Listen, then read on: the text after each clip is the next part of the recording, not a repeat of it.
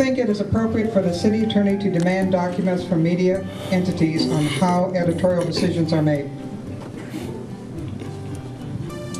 In Russia, that's a good policy. In the United States, I don't think so, because we have this thing called the First Amendment, and it protects us all. The notion that a government can go into the press rooms and demand their documents, it's Russian. It's pure Russian. I have never heard of any such thing. I can't imagine it. It's outrageous. And it's not a democratic principle. It's a totalitarian principle. It may be great for politics when it comes to that individual, but it's really anti-democratic and anti-American. San Diego State University holds the license, or I should say the trustees of California State University holds the license to KPBS.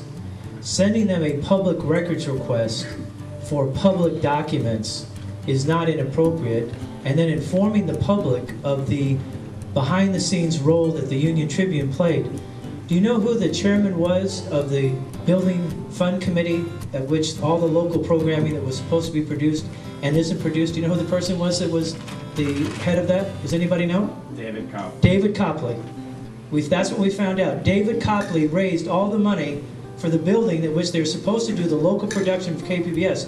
They produce one show for television, and it runs on a commercial station, and it's headed up by the editorial page editor of the Union Tribune. That is not right. That is an abuse of power. It's a public entity. It is not a private entity. It's regulated by the FCC.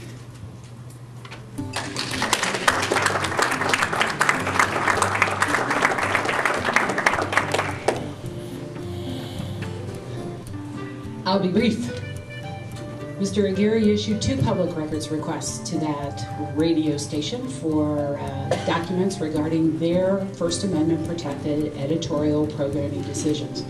They complied with the first one in good faith just because he is an agent of the government.